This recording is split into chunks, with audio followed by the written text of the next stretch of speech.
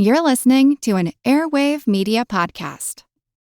Hello, listeners. This is Gary Giroux from the French History Podcast. Katie and Nathan wanted me to warn you that they use strong language in this show, so if that's not your thing, this might not be the show for you. If you do want to listen to a show without swearing, but is just as steamy, check out the French History Podcast and learn about the country of art, love, and culture from 3 million years ago to present. Now, if you'll pardon their French, it's on with the show. Hi, this is Katie. And this is Nathan. And you're listening to Queen's Podcast, the show about badass women in history.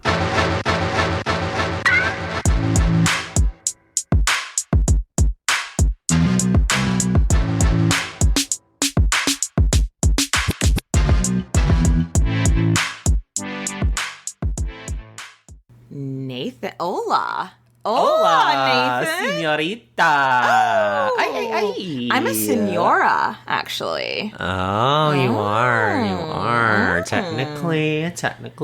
Well, hey, Nathan. Hey, Katie. I am so excited about this episode. I think I've been excited since we started Queen's Podcast for this one. Yeah, like whenever we first started, we actually, probably about a month ago, somebody reached out to us on Instagram and was like, y'all should cover this queen. And like my little Texas heart just hopped out of my chest. And I was like, anything for Selena. I know, right? It's so true. Selena Quintanilla. It's, of course, our queen Tejano of queen. Tejano. I know. Oh, I'm so excited. I feel like people that aren't from Texas don't understand the cultural icon that Selena Quintanilla is. I actually didn't even know what her last name was before we started researching because she's just like Prince. Selena. She's like Prince. She's She's like Madonna, Cher, Selena. One name, just Selena. And everybody's like, oh, you mean Selena Quintanilla. Yeah. So before we get into it, Nathan, tell us. You have really outdone yourself with this cocktail. Oh, thank you. Please give everyone the recipe. It is delicious. So you take a cup of strawberry juice, a cup of tequila. I like the blanco. And then I do a cup of triple sec. And then I took half of a jalapeno, a smaller one, and then scooped out the seeds. But a half of a jalapeno, let it soak in there for a good 30 minutes. And put that in the fridge, let it soak. And then you pour like a little champagne flute, halfway full of that. And then after that, you top it off with champagne and serve with a lime and a strawberry. And guys, it's smoky, sweet, spicy.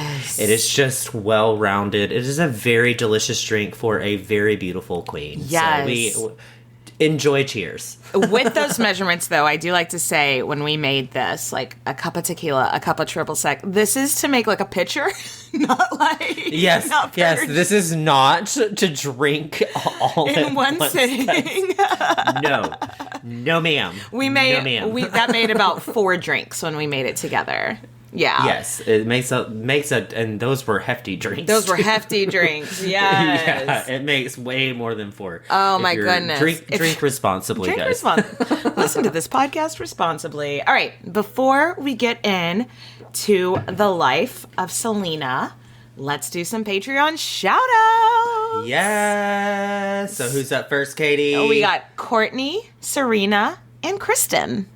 And then we got Rebecca, Hannah, and Anna. Yes. And thanks as always, supporting us. Yes, thanks for supporting the show. But thanks to all of our listeners. Yeah. We love you all. But, if you pay for it, you're gonna shout out.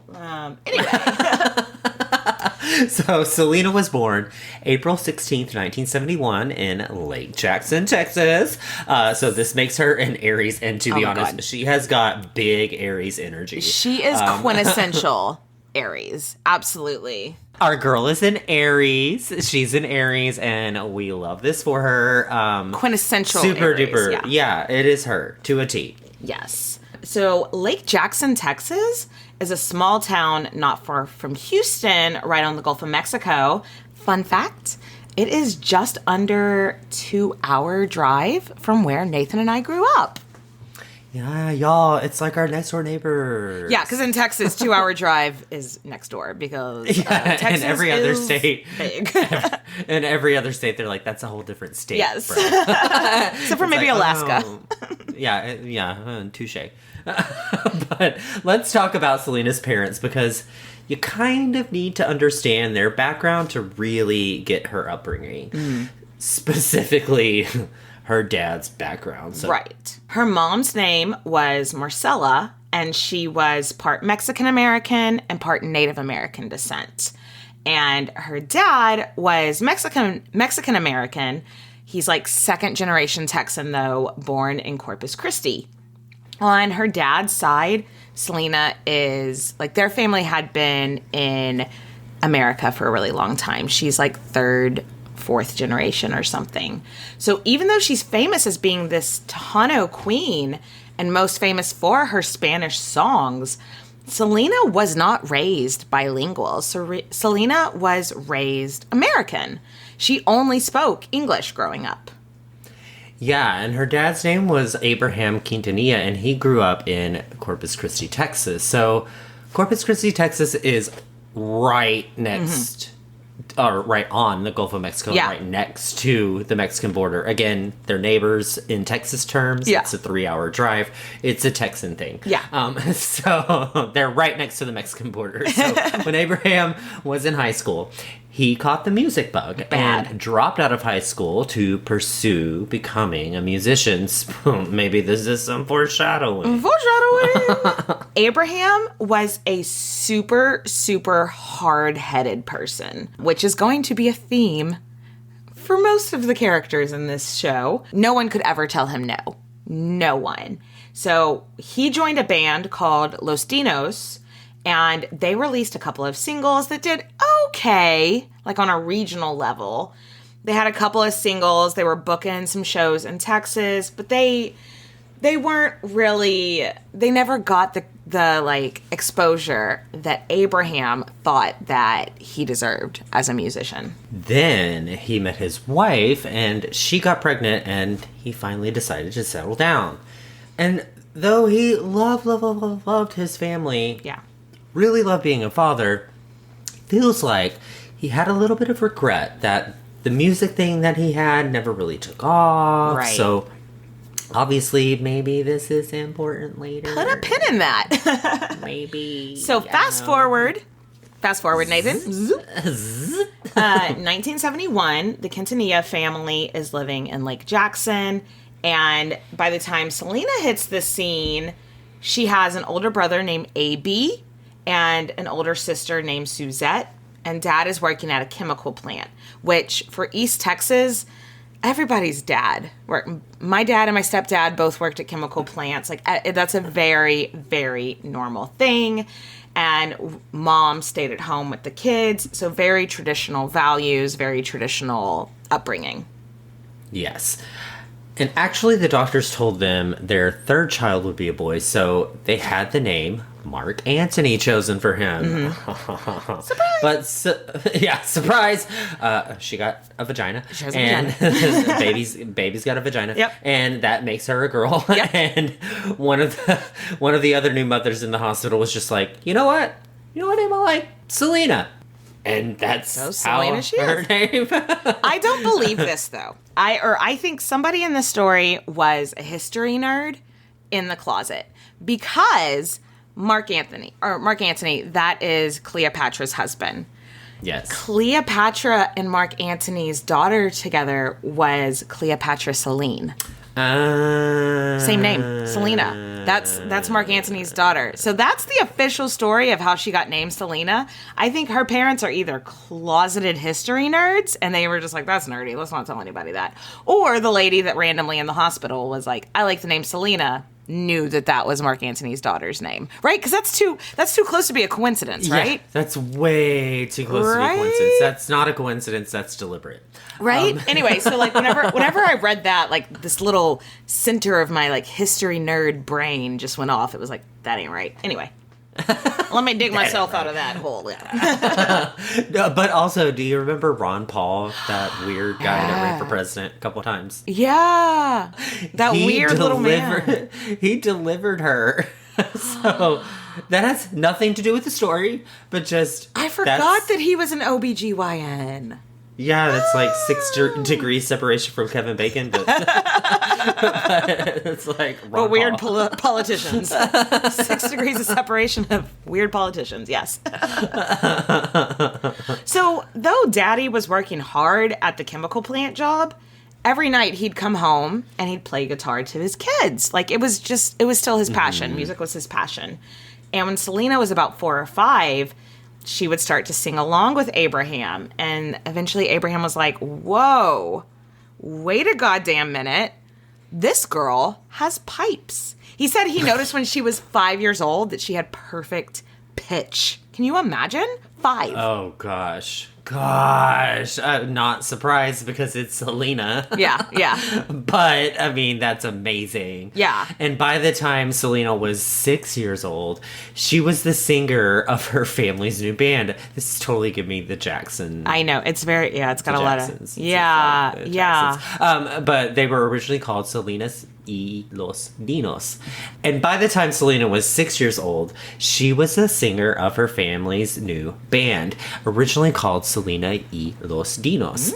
Her brother AB was on the bass guitar, and sister Suzette was on the drums. Why did he just take the name of his old band? Why didn't they come with a new band? I don't know. And this is totally giving me like the Jacksons. So similar. Like, I'm a failed musician, so y'all gotta sing. But no, she was 6 when she started in this band. 6 years old. And she was a singer in the band for the rest of her life. Do you think she even had a memory in her life where she wasn't a singer in a band?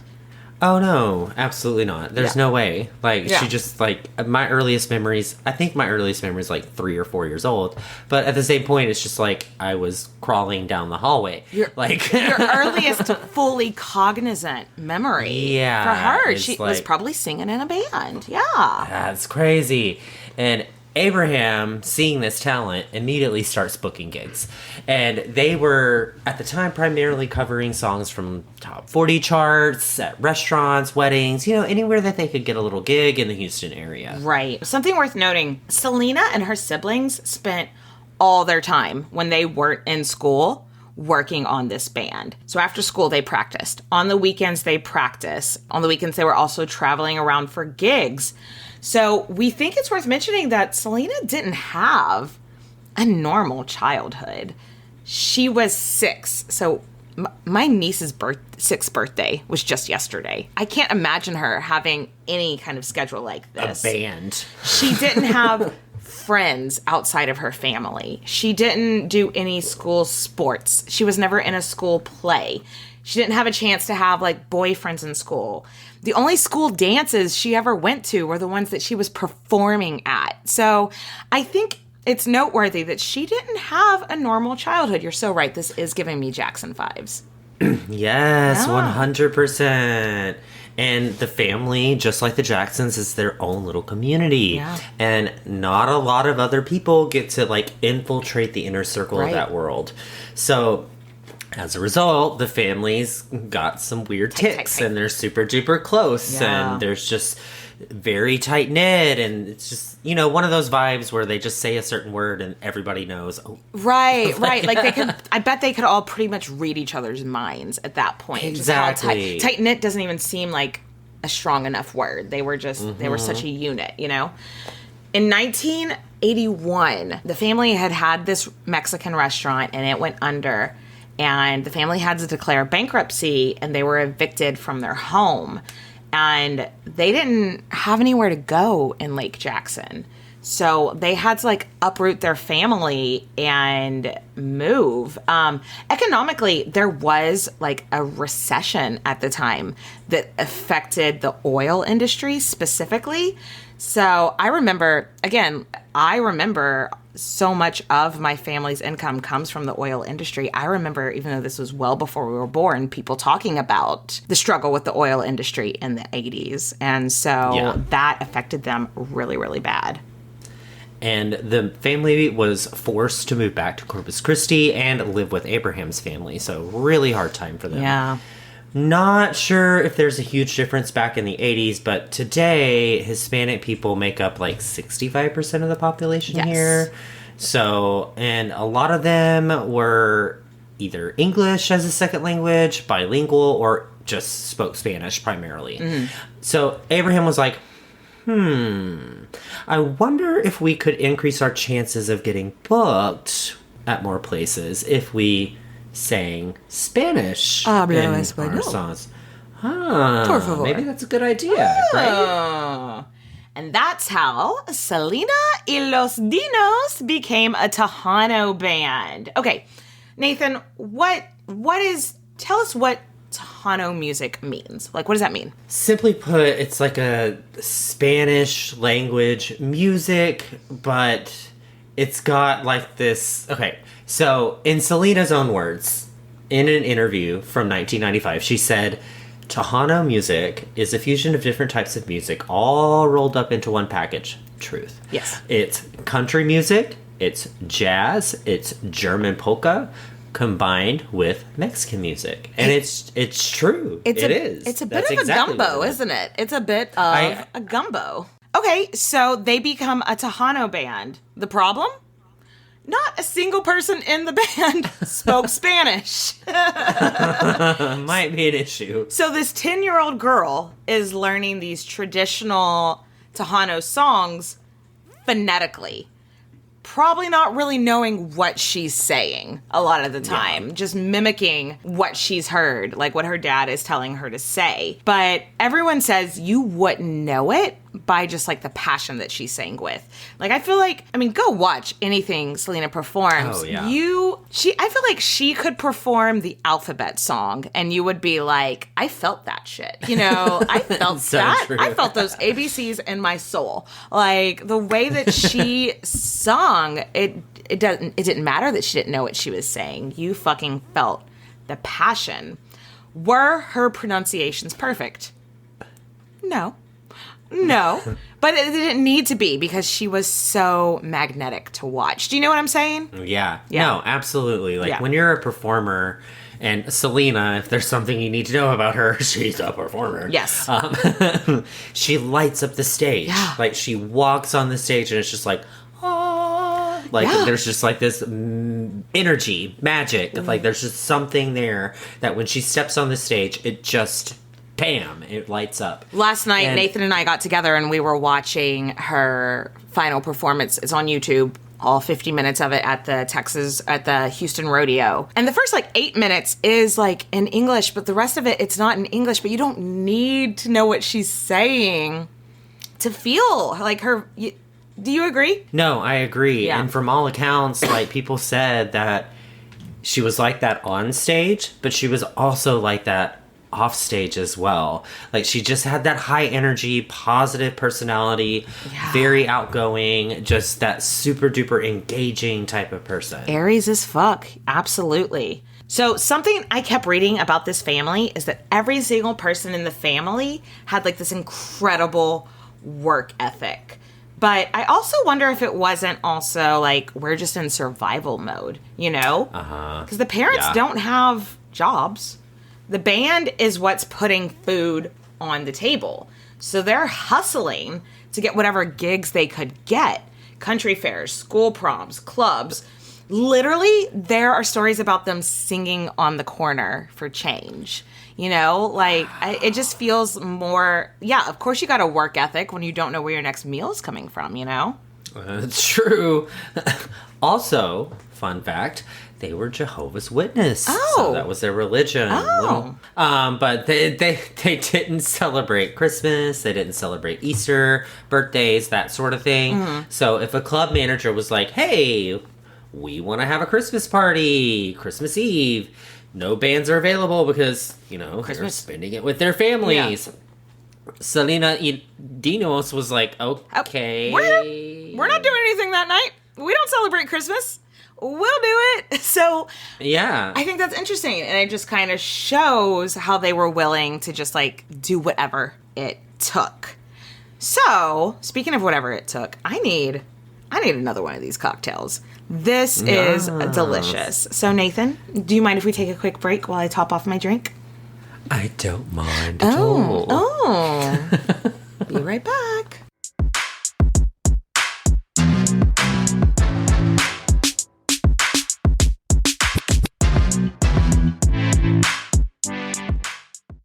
And we are back. So, Yes. it's 1984, and Selena is only 13. And she and her band are signed to a record label for the first time. What? What were you doing at 13? Not being signed to a record label? I was in middle school. Yeah. And that's what most people were doing. The label is called Freddie, the Freddie label, and it just wasn't a good fit. The record executive told them, Tejano audiences don't like girl singers. Like, maybe she'll have one hit, maybe she'll have two if it's a fluke, but it's going to be like a novelty act. She's not going anywhere. Selena's like, you must not know about me. You must not know about me. Exactly. But no, they were like, she's not going to have a career. You should put her like as a backup dancer and get a male singer. So, needless to say, they didn't stick around at Freddie Records very long. Yeah, they switched labels and start putting out albums, and people start paying attention. It's like, finally. You're 12. Sit down.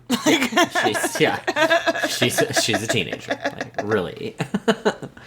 It's almost like it kind of never even occurred to anyone in the family that they wouldn't be successful. You know, like no one in the band, they manifested this. Well, they worked very, very hard. But it just like never occurred to anyone that like, what do you mean if we don't make it? Obviously, we're going to make it. What are you talking about? And Selena would later say that it was a lot of pressure for a young girl, which, I mean, knowing that her performances determined whether the family had food on the table or not. Shit. Like, the whole family was in the band, but it was Selena y los Dinos. Selena. So that's a lot of pressure for a kid. That's a lot of fucking pressure for a kid. And her teachers also started to notice at school, because like she was still going to a regular high school. And they were like, Selena shows up to school fucking exhausted. She's not doing well, which I mean, when would she ever do homework or study? No, it was band practice, morning, noon, and night, you know, like, and a few of her teachers, they actually went to Abraham and they were like threatening to report the Quintanillas to the authorities for being like, this might be against child labor laws. She's not doing well in school. They're working her too hard, which I mean, I kind of want to, I can't really be mad at those teachers because so her parents take her out of school, as one does. They're like, he actually told them, mind your business. Yeah, stage mom. Selena was officially enrolled in the quote-unquote American School of Correspondence. So she'd get her lessons in the mail and mail in her test, which seems... I would have been cheating my ass off. I mean, you were kind of a goody-good in school. I wasn't really a goody-good like you were. I would have been cheating my ass off. I could see you being like, no, I want to earn it. And me being like, I don't know, let me look this up. And like, it just doesn't seem like a quality. I mean, she's getting a practical education, but it just doesn't seem like a... Which I think is something Selena regretted later in her life, that she didn't get. This is like a COVID education before COVID was a thing. Right. Like, everything was done by mail. Yeah. Well, could you imagine? Could you imagine doing at home or on the tour bus school before the internet? Like, no, yeah, that would be crazy. Oh my god, yeah, I would have been cheating my ass off, absolutely. I know you would have, off of me too. Yeah, I'd be like, hey Nathan, what'd you get for answer 8? And you'd be like, do your own homework, and I'd be like, nerd, fucking virgin over here. Okay, virgin. Anyway, so to us now, we might be thinking like, wow, she was really missing out on like a normal childhood. This performance schedule, that's too much for a kid. But a lot of people who knew her, like, personally, not just, like, random people that have written stories about her, like, people that knew her personally, have said that she loved performing. So she still, like, even as an adult, she didn't view this as being taken advantage of, because she wanted to perform. She wanted to be out there dancing. She wanted to be out there singing. No one ever mentions her saying, like, she was ever performing against her will. She really did legitimately want to be doing that. So, cool. I mean, you know, what does a 13-year-old know? But good for her. Yeah, good for you. In 1985, there was a big break for Selena y Los Dinos. Yes. And they appeared on the Johnny Canales show, which was a huge Spanish language variety show. Like, aired on Univision here in the U.S. It was exposure for them. Yeah, and in 85, she would have been like 14. So that is... Oh, could you imagine? Like, I feel like it's similar if, like, a 14-year-old now was, like, on the Jimmy Kimmel show or something like that. Yeah, Like, that's a good parallel. Yeah, like, that would be, like, such, like... Did my friends see it? Did my friends at school see me on the show? Like, and it showed here in the U.S. Yeah. So, fun side note. Selena was interviewed on the Johnny Canales show, and her Spanish wasn't perfect because, again, she didn't grow up speaking Spanish. She was only ever saying Spanish. So she can sing in Spanish perfectly, but then when they came and, like, actually interviewed her, she was just sort of like, "Ugh," and, like, her Spanish wasn't perfect, and they kind of picked fun at her for kind of, like, tripping over her Spanish speaking. And so she kind of laughed it off. She rolled with the punches. But when she got home, and we're going to see this time and time again with Selena, she took that shit personally, and she was like, fuck you. Next time I'm on your show, I'm going to speak Spanish so fucking perfectly, you're not going to know that I wasn't born in Monterrey. And, like, just went home and just was like, Spanish, like, everyone just talked to me in Spanish. I am perfecting this. And can you just imagine having that kind of drive for anything? I know. She's like, no one's going to tell me I can't do shit. Prime Aries attitude is what that is. I know. Now, all the Quintanilla kids are out of school, so everyone is focusing 100% on the band. And Big Brother AB is coming into his own as his own songwriter. Mm-hmm. And he's really into pop and rock, so he starts incorporating elements of that into the Tejano sound. Yeah. The big top 20 of the day were Janet Jackson, Paula Abdul, Madonna, Mariah Carey, yeah. Straight up now, tell me, do you really want to love me forever? Oh. Yeah, exactly. So it had that electronic keyboard sound, is what we're getting. Yeah. It was all drum machines. And yeah. No, if you, since we're not a music podcast, we won't go into it, but there's a podcast called 60 Songs that explain the 90s. 60 Songs that explain the 90s. And the writer, the music critic for that podcast, I really, really respect. I can't remember his name, but I love him. So if you go listen to the episode about Selena, he goes into why everything they were doing was so out there for Tejano music. They were incorporating punk, they were incorporating dance, they were incorporating hip hop, and no one else in the Tejano scene was doing that. So if you want more information on that, check out that episode. But what we're getting at is that they are just different, you know? Mm-hmm. On top of them doing all the music a little bit differently, they also have this energetic female singer, which was also a novelty, like we said. So it's just like nothing else on the Tejano scene, and people are starting to pay attention. They're starting to get recognized. And in 1987, Selena started really getting recognized, and she wins an award for the top female entertainer of the year at the Tejano Music Awards. How cool is that? Oh my god! And she's only 16. I love this for her. Can you I just imagine like her being like, "Oh, were you the top entertainer? No, No, just me. Of the year? No, Just no, me. Just me on this little award over here. Oh, little old me. Yeah. They are getting recognized. They are making money. Finally.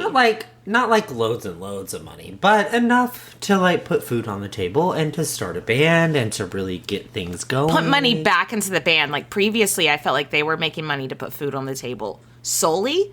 Now they can like invest in the band. They did all this with like on a shoestring budget. So now that they actually have money coming in, what can they do with their band, you know? Yeah. Up until now, they had been touring around in a van, like a minivan. Like just literally their equipment on a trailer attached to the van and everybody in the van, like ass to elbow. Like it is just like now they can afford a tour bus. So they get not a new tour bus, they get a secondhand tour bus and they name it Big Bertha. Yeah. Have you ever named any of your cars? Any of your vehicles? Absolutely. Yeah. Every single one of them. Every single one Does of your them. current one have a name? Yes. Susie. She's a silver fox. Oh. What about your first one? What about that beetle bug you used to have? The beetle bug. The beetle bug that got you high riding in it from all the fumes. Like, oh, that was a clunker. Velma the Volkswagen. Like I have to like make sure I named what one was her car, name? my very first car. I named her Prudence after Dear Prudence, the Beatles song. You would. That car broke down on me every chance it got. Like it was the biggest fucking And clunker. I can just see Katie in the middle of the road going, Dear Prudence, won't you why fucking don't you start today? today? Absolutely. So after I decided for me, I think naming cars is bad luck, so I never named a car again. But Big Bertha is the perfect name for a tour bus. On Big Bertha, because she had more space to herself. She's not, like, Selena's not all crammed up with her siblings She's not at this point. ass to elbow with her siblings anymore, yeah. Yeah, Selena on Big Bertha is having her best life, living her best life on Big Bertha. She starts doing fashion sketches for herself and for the whole band, and this becomes a huge passion for her, which I love. She got all the band's measurements, sent them off to a seamstress, and then anytime she'd have an idea for an outfit, she'd do like sketches. Yeah. She'd buy the fabric and sequins, whatever was needed, she got it. And then she ended up sending it all to a seamstress, and they'd make her designs for the whole band, which is so cool. If you go and watch like the recordings from the late 80s and early 90s, the whole band is in like matching outfits. Those were all designed by Selena. Speaking of the whole band, now that they have money to pay people, it's time to start hiring some professional musicians, i.e. people that are not in your immediate family. Because they had other people in the band, because you can't be a full touring band with just a drummer, a singer, and a bass player. You need all the other instruments and whatnot. But they had pretty much at this point relied on cousins to fill those roles. But now they can hire professional players, i.e. people that are not related to you. So they hire a keyboard player and they hire some backup singers. And brother AB, who is still a songwriter in the music industry to this day, he's like, we need a lead guitar player who can fucking shred. I want something different than what other Tejano bands have. And he starts searching. And he goes out in San Antonio and tries to go and see as many Tejano bands as he could possibly see in one night. And then he sees this guy named Chris Perez, who was playing a local San Antonio band. And he looks at him and he's like, damn, this guy is good. Yeah. He played Tejano music, but by the way he played, you could tell his influences were very rock-centric, very punk kind of centric, just like everyone else in the band. So it just seemed like a good fit. Yeah, he was like, I'm looking for someone that can play Tejano, but can play Tejano with a twist, you know? And yeah, So long story short, this guy Chris, maybe he'll be important later, he joins the band. I'm saying this for no reason. Just take this with, however you want to take it. Selena is 17. Chris is 19. I think it's important to remember Selena has never spent time with people basically outside of her family. Hey, Nathan, were you horny when you were 17? If you got me a hot guy that could play guitar really well and finger a guitar, I bet he could finger something else really well.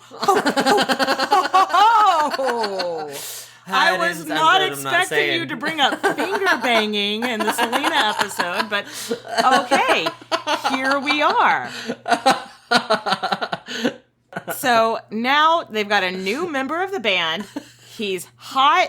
He's age appropriate. He can play the guitar, and he's not related to her. So anyway, we're mentioning this for no reason. No reason. Because it's put a pin in that. It's unlike any other episode that we've done in Queen's podcast. Because usually they are related. They are. But in this one, we're like, ooh, it's scandalous because they're not cousins. Yeah. Whoa. Anyway, reel it in. Yes. That same year, the band is approached by EMI Records. This is huge.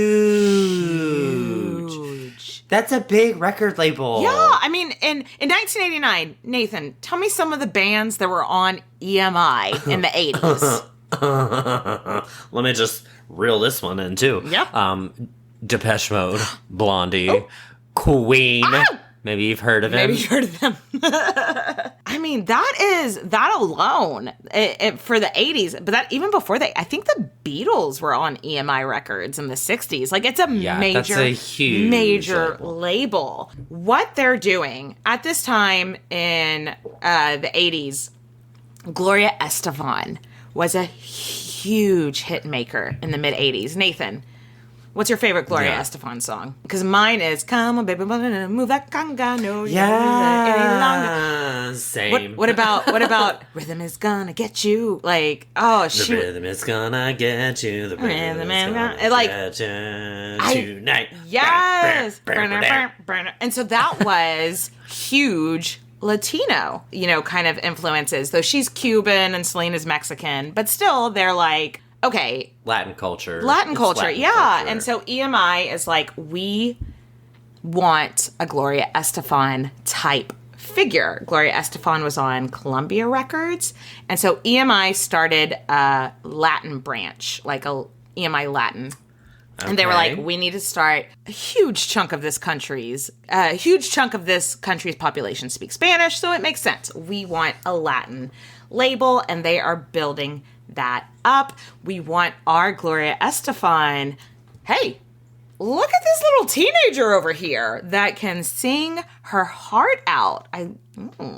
They found her. They were like, we found her. Yes. We found our Gloria Estefan. And after that, things just start taking off for our girl. Yeah. Professionally, personally, everything is checking off. Selena actually wanted to start releasing music in English because that's what she listened to. She listened to. Yeah.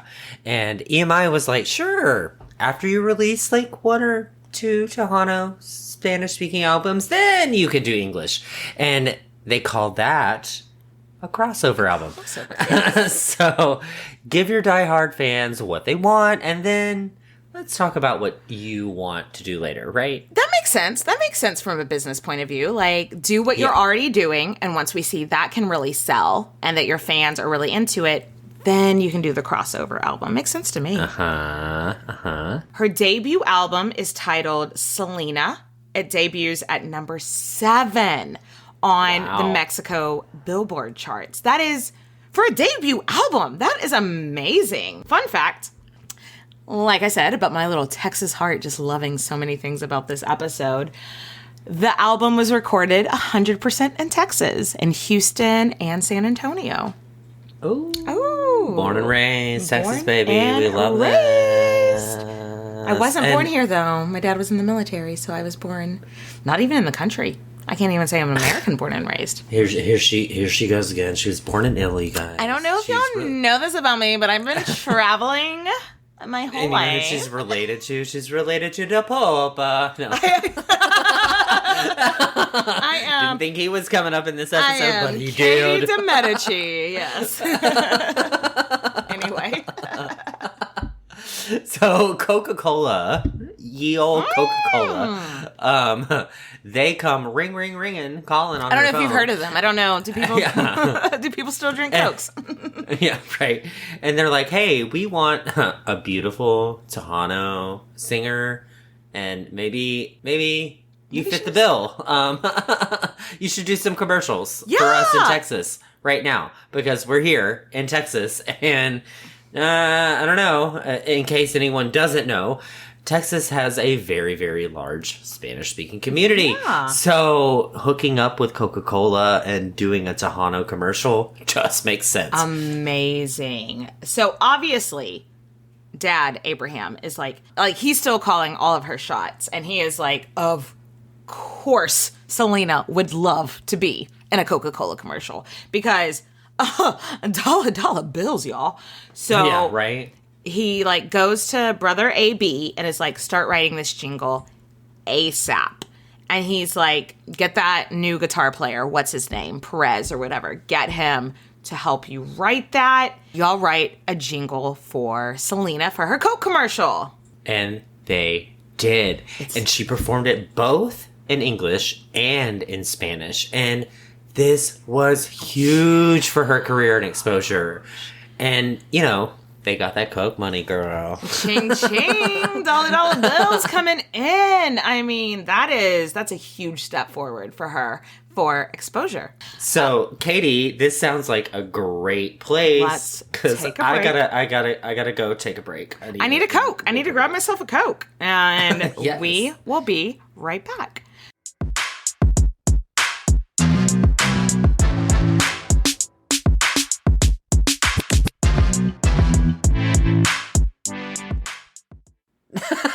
And we're back. So let's bring it back to this Chris guy. The hot, you know, totally age appropriate, not related. And Selena is now about 18 and he's about 20. Adults. Everyone's adults. Yes. And in his book, he says that one day the whole band was on a flight to Mexico and he and Selena had never chatted that much one-on-one, but they're on this flight and Chris hadn't flown much before and they hit a little bit of turbulence. Which can be a little scary if you've never flown before. And Selena could tell that he was freaked out. And so she goes and sits by him and is like, hey, chill. It's going to be okay. Sometimes flights are bumpy. Do you want to hold my hand? Will that make you feel better? And he was like, yes, please. And they just kind of never quit holding hands after that. And they dated in secret for about a year. Okay, wait. Why in secret? Because Abraham would lose his fucking shit if he found out that Selena was dating. Selena's reputation, one, was squeaky clean. Like, it was part of her appeal. You could bring your kids to see her. And she was starting to push the envelope with her sexy on-stage costumes. But that really wasn't a big deal because, like, Madonna was doing way sexier stuff at the time, you know? So she was... Yeah. Yeah. She was viewed as a role model to young girls. Yeah. What if she got pregnant, you know? Like... Chris's record is not the squeakiest of squeaky cleans. No, not at all. First of all, doesn't speak Spanish, not a fan of Tejano. But so what? Selena wasn't a Spanish speaker either. Yeah. But as far as her fans knew, she was really into that culture. Yeah, but even more than that, Chris had a few things on his record. He had actually gotten in trouble for drinking and driving in San Antonio about a month or two after he started dating Selena secretly. But the staff at the jail recognized him. And so it didn't get released to, like, they were able to kind of protect him and it wasn't, like, in the newspapers or whatever, you know? But it's still on his record. Yeah. And Selena at this point is like, are you fucking stupid? Because not only is that dangerous, he could get put on probation.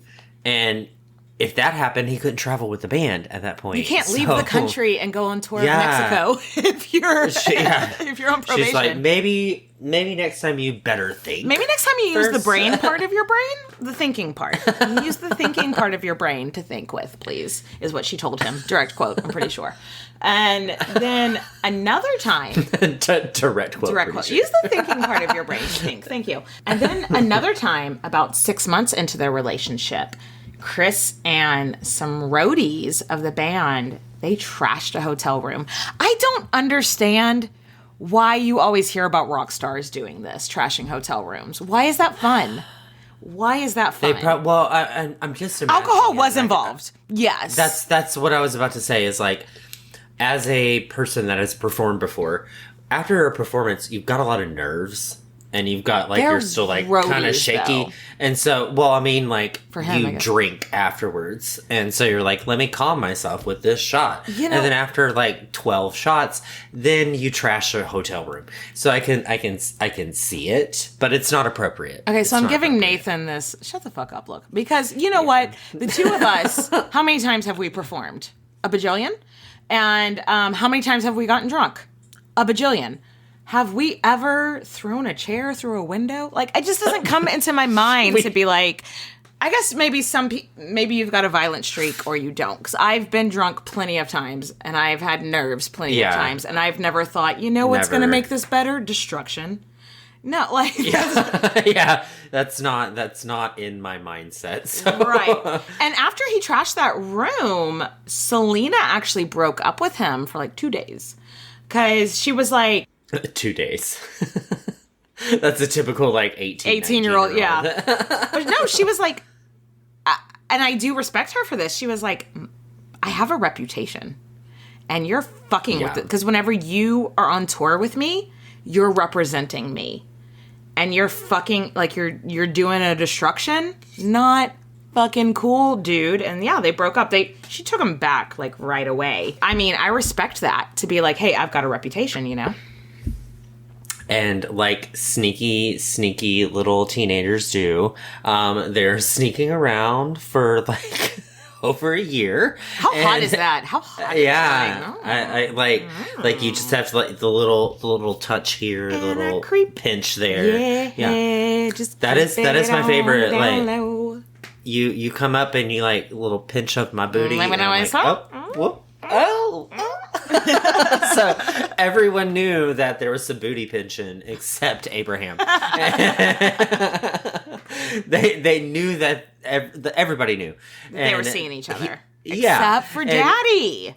I know. And she's 19 and there's this super hot guitarist fingering his guitar, and that's what a 19-year-old wants. Yeah. But let's just put another pin in that. Put another pin in that, because we are going to switch gears. What else does Selena have going on in her life right now? Back in Corpus Christi, when they had downtime between touring, Selena spent all her time sketching. So remember this, like she was sketching for the band. Tour bus. She rented a studio apartment to kind of act as her design studio. So she'd go there, sketch, have local designers, bring over materials. She was a nerd. I love it. She was such a nerd about fashion. Yes. And Katie is here for it. She wanted to know the materials, what they're made of, where they came from, how did they deal with it, how did they wear and tear, what happened whenever, like every Is this easy to sew? Detail. Is this easy to sew on? Is this hard to sew on? What kind of machine do I need? Like, she was a fashion nerd. Like, what are the trends? What's the trends? Yeah, like what's going on in life, like what's going on in fashion, like what's happening. Like, you know what? She was going to be a major fashion label if she wouldn't have passed away. You know what I just thought about? She's giving me Rihanna. Oh, right? But could you imagine if Selena... I know people, if you're listening, Spoiler alert. Didn't know Selena died. Then. Well, sorry. But obviously, we only cover dead people, so... Yeah. Could you imagine if Selena was able to create a fashion Latina label, Latinx label? It would be beautiful. It would be so glittery.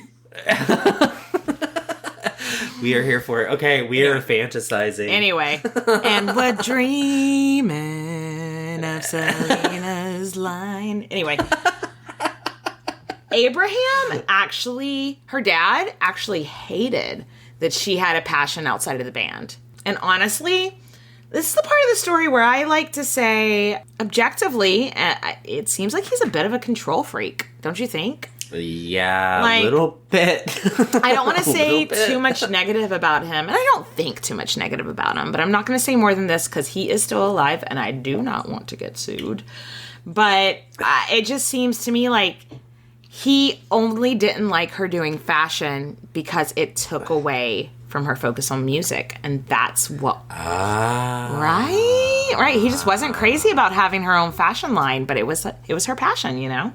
But that makes sense because when she was in the band, he was the manager. Mm-hmm. He was calling the shots. Mm-hmm. But if she was doing this fashion thing, she's doing what she wanted. Her own thing. Yeah. It has nothing to do with the family. It has nothing to do with her father. Yeah. And honestly, I think her having her own thing freaked him the furk out. Yeah. The furk. What the furk? But no, it really seems like he wanted her just to focus on music.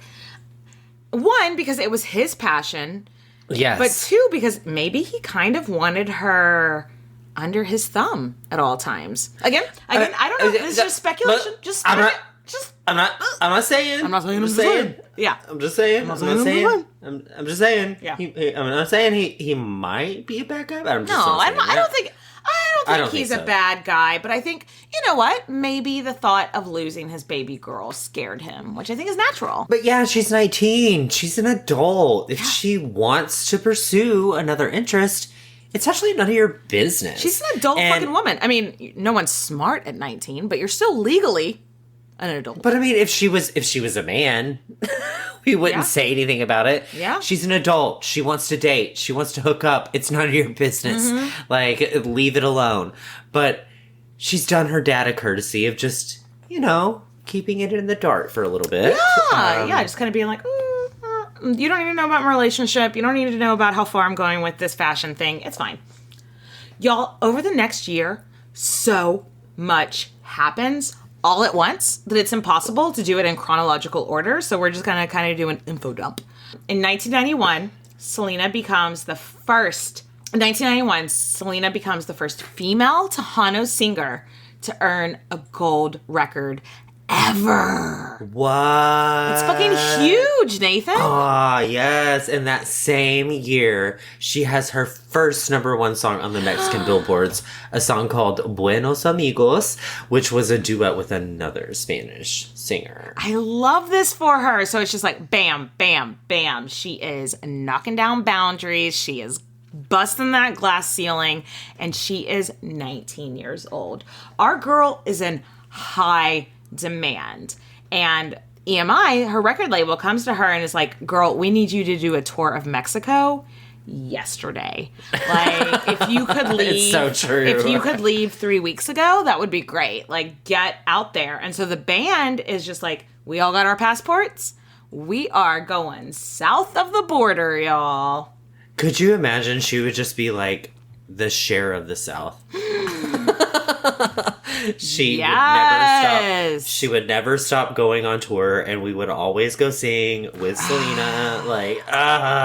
Gone too soon. Anyway, sorry. Around this time, they start getting messages left on their answering machine at home.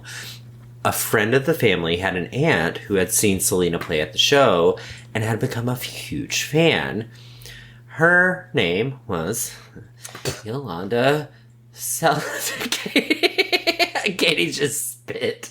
That was the most Sophia moment I've ever seen of a golden girl.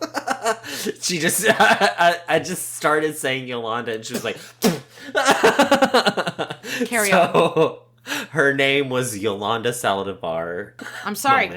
When I hear the devil's name, I gotta spit. I don't know what to say. I'm from Sicily. Picture it. Picture it. Yolanda. So Yolanda, she wanted to know if she could start Selena's fan club.